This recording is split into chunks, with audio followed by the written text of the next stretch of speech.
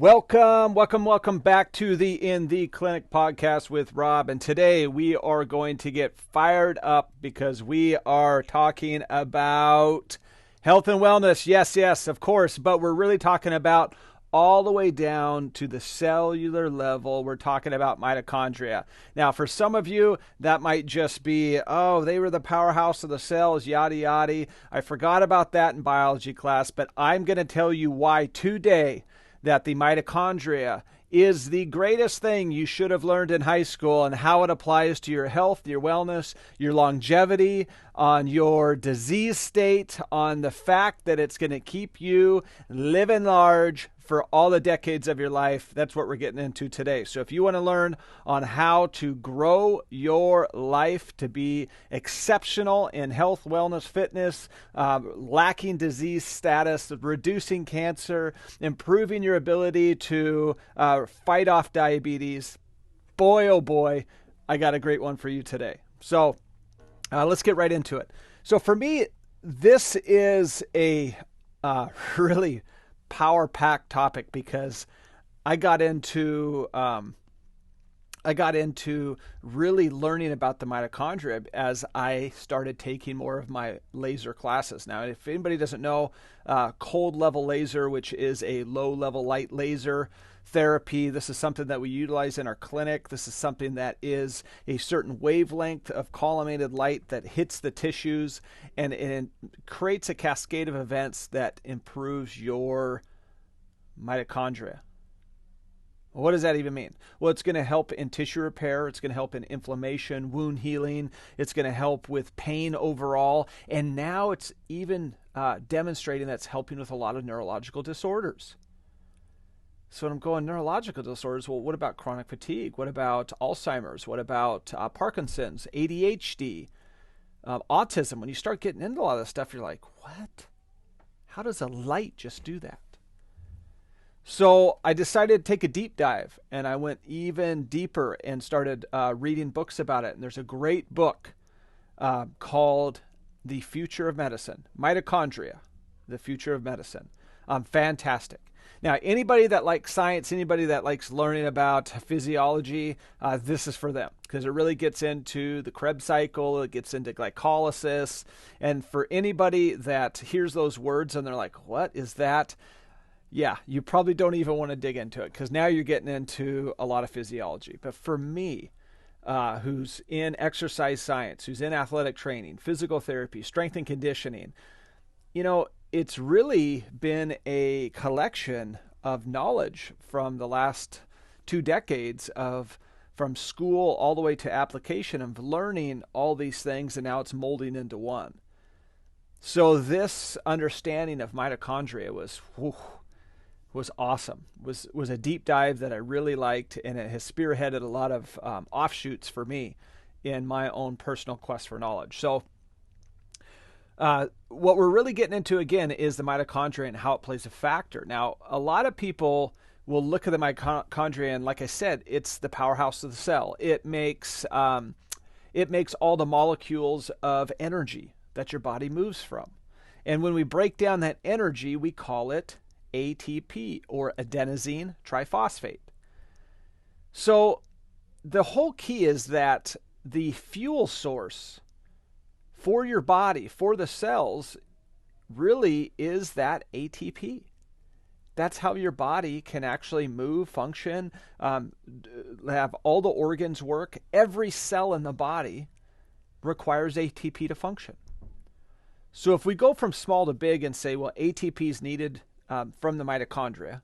Well, the mitochondria are just a small organelle. It's like an organ of the cell that lives within each cell in our body. But we have thousands of them in our cells that all produce ATP. And that's why oxygen, water, and food are so important, because all of that converge together. Whereas food breaks down in our stomach into our bloodstream, down to our cells into glucose. And then we have our water that's also utilized that breaks down. And then oxygen. All these converge into that mitochondria, which goes through chain reactions And that mitochondria then produces massive amount of adenosine triphosphate energy. So it's really, really important to start understanding that, well, what happens if the mitochondria isn't working right? What happens if there's dysfunction? Well, any type of dysfunction of these little organelles can really lead to a range of health issues. So when you start looking at people talking about chronic fatigue syndrome, different metabolic disorders, diabetes, when you start looking at neurological conditions, when you're looking at Parkinson's, Alzheimer's, or different age-related diseases, the dementias of the world, when you start looking at this and thinking, well, what if this is related to the mitochondria? Okay. I mean, all the way down to psychological disorders, anxiety, depression. What if it's related to the mitochondria, not just a breakdown in the body? What if it's not solely from trauma? Whoa. Now we're like, whoa, we're changing the paradigm here. And that's where research is going, and that's where different scientists are starting to find out that the mitochondria itself really is regulating your health. So the mitochondria is just essential for your health. Because if the mitochondria isn't spitting out enough ATP, then what's going to happen? You're going to get fatigued. You're going to get tired. You're not going to be able to keep up, aka chronic fatigue syndrome. You just feel worn out all the time. Okay. Well, what if you can't produce enough ATP? Well, what happens normally in the body when you're not producing enough ATP? Well, let's say you're working out and you're doing all these exercises, and then what happens to your muscles when you do it? They start burning. And what's that burning a byproduct of? Lactic acid. So you're feeling that buildup of lactic acid. Well, why does that occur? Because there's not enough oxygen to constantly supply it. So it creates essentially glycolysis, which doesn't require oxygen. But it builds up to the point where now you're getting a byproduct, which is lactic acid. So when you get enough buildup because you can't produce enough ATP, that can also lead to fibromyalgia. So think of fibromyalgia as the buildup of lactic acid that just never goes away because you can't produce enough ATP because the mitochondria aren't producing enough. Whoa, that changes the game now. Understanding fibromyalgia changes the game. What if it's a mitochondrial disorder? Okay. What about cancers? Well, where do we get cancers? Well, we get a deformity of a cell, especially in parts of your body that are rapidly producing more and more cells. Mammillary glands, the sex organs, the testes, the ovaries, different areas. You're getting a rapid turnover of cells, which means there's a greater chance for dysfunction in the cell. But what does that have to do with the mitochondria? Well, we've heard of the term free radicals. But what is even a free radical? I mean, we know that free radicals can lead to negative health situations in our body. We know that it can lead to cancers. It can make us look older. It can break our skin down. But what does it really mean? Well, when we get mitochondria that are producing ATP, well, in the electron transport chain where it's producing that ATP, it can get backed up. If you're not moving enough during the day, your ATP is building up, and then it kind of gets stuck. And it can start producing valence electrons. You get free electrons that are floating free.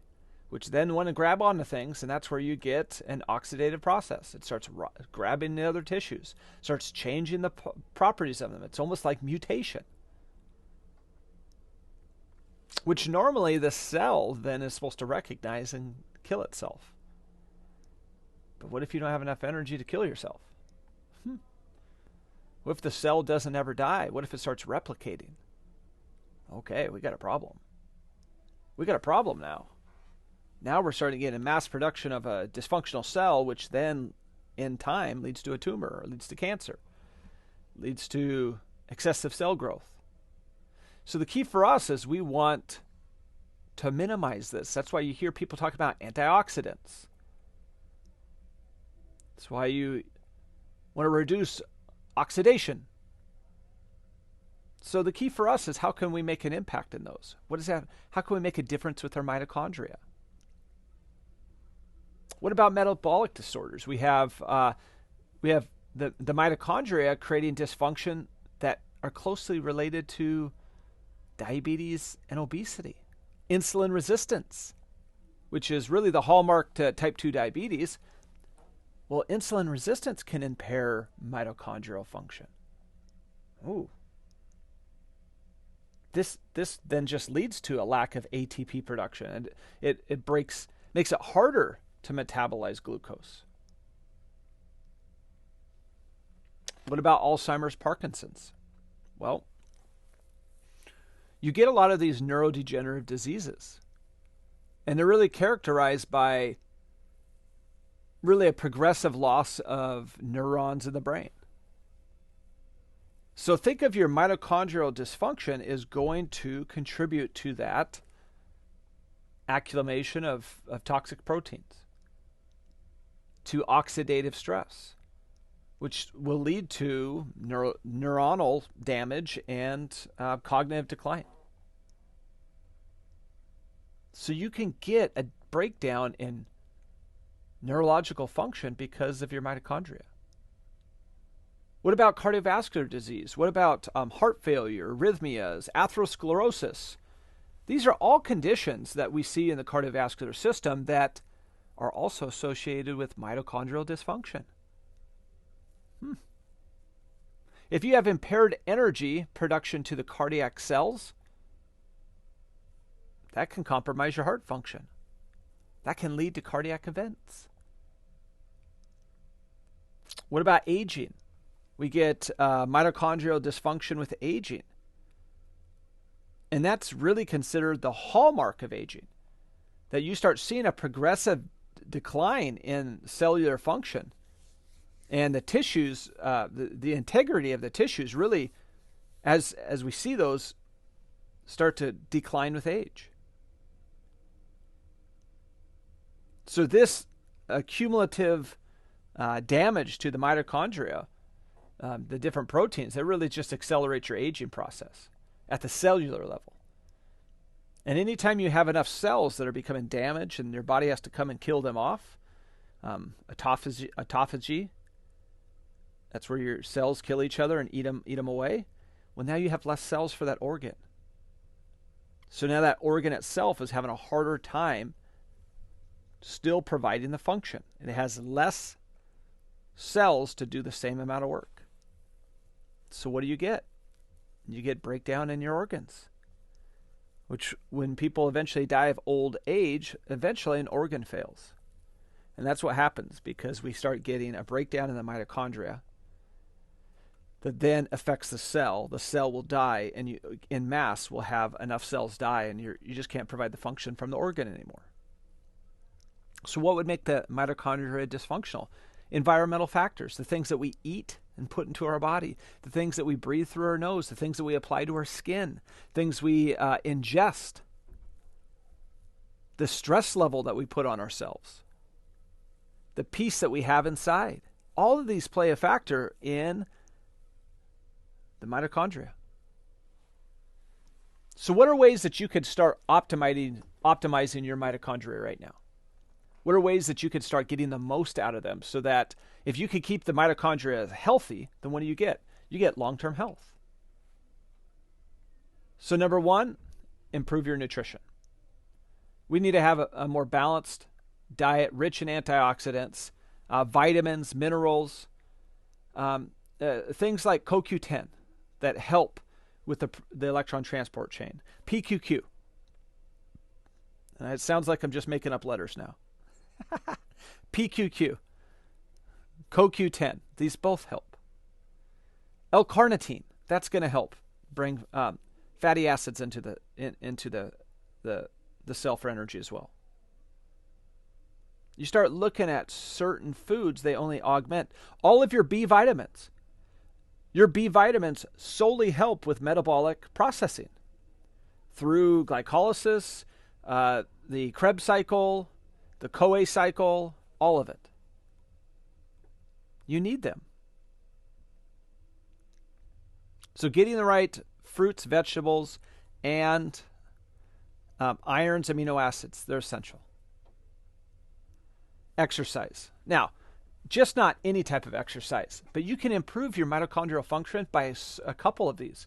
And as I progress on, we're going to start doing a deep dive into these different ways to improve your health through improving your mitochondria. But one way you can exercise to improve your health overall of your mitochondria is high-intensity interval training. High-intensity interval training directly correlates to improving your mitochondria. It's almost like it cleanses your body. It starts to kill off. It's like your body's in stress and it says, hey, we're in trouble here. We got to get rid of the dead weight. All those freeloaders that have been sticking around, we got to kick them off now. So it makes your body way more efficient. It runs way better.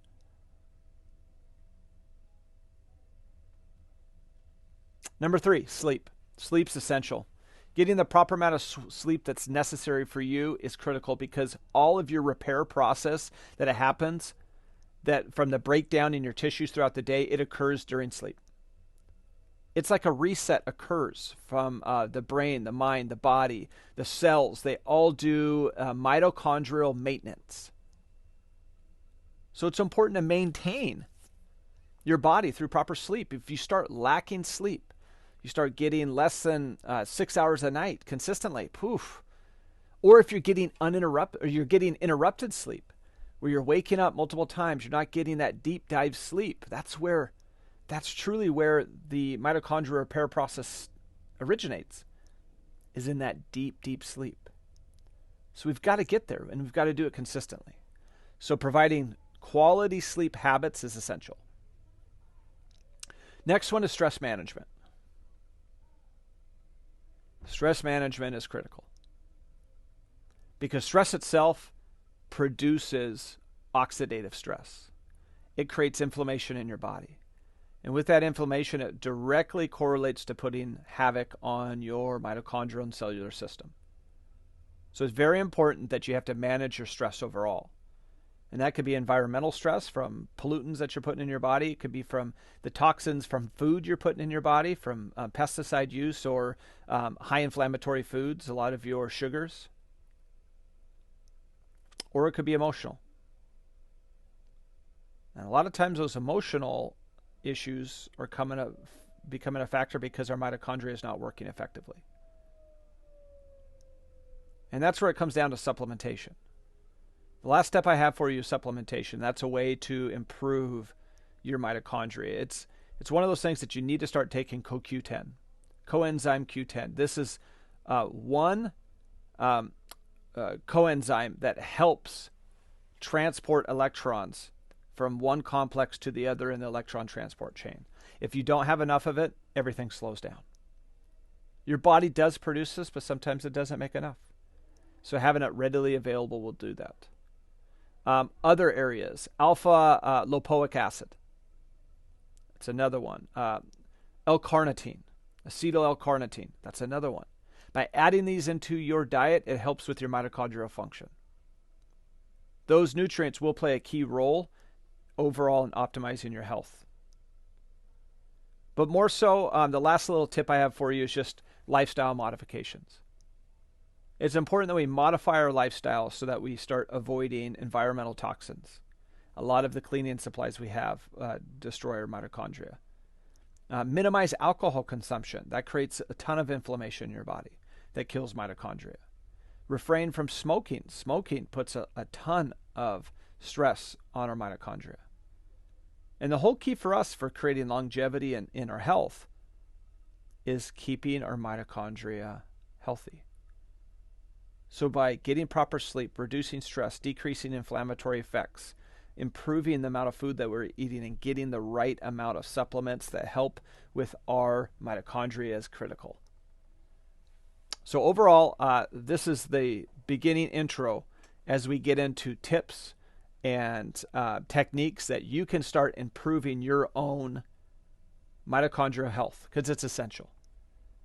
Because if your mitochondria is healthy, your body's going to be healthy. All right, team. Thanks for listening today. If you like this, you had any bit of value on it at all, please hit the subscribe button. We'd love for you to be a part of the rest of the episodes moving forward. So if you found any part of this helpful, hit the subscribe, and we will then be able to catch you next time. Thanks, team.